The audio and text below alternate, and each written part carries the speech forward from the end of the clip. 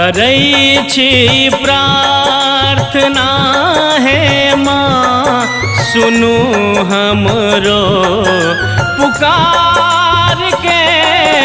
दिया बुद्धि ज्ञान हे मैया, दिया बुद्धि ज्ञान हे मैया, हरू सबटा विकार के।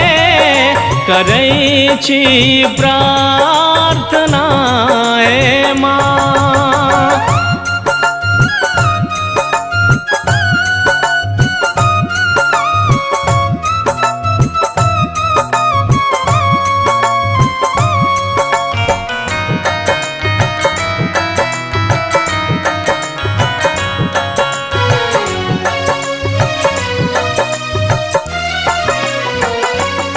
अच्छी हंस के सवारी, आहा ज्ञान के बखारी।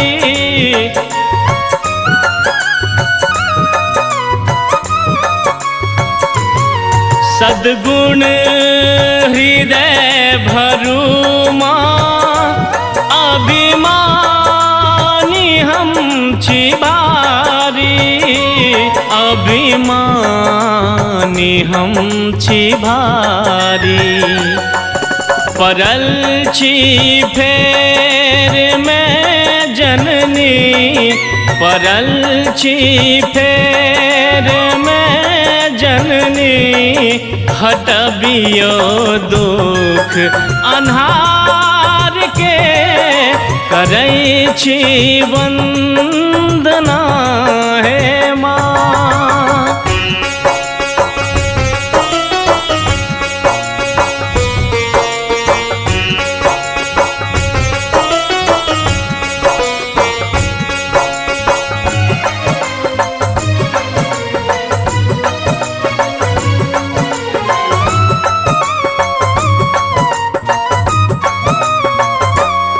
कतबो करी परिश्रम, भेटे न माँ सफलता।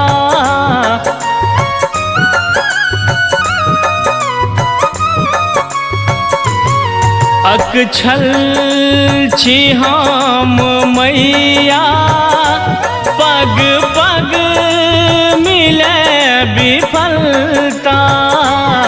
पग पग मिले विफलता, कहाँ छी माय हे अम्बे, कहाँ छी माय हे अम्बे।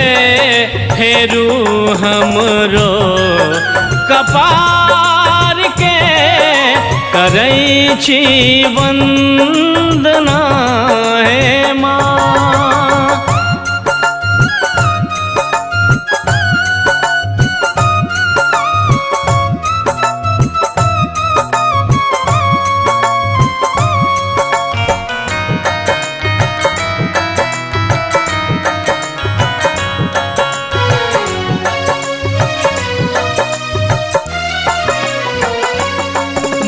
वरदानी है मावानी, सुनियो है बिना पानी।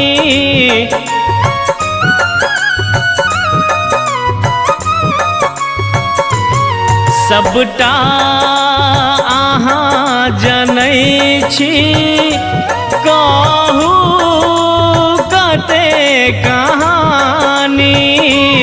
कहू माँ कते कहानी, कन्हैया के न किछु चाही, किशन के माँ न किछु चाही।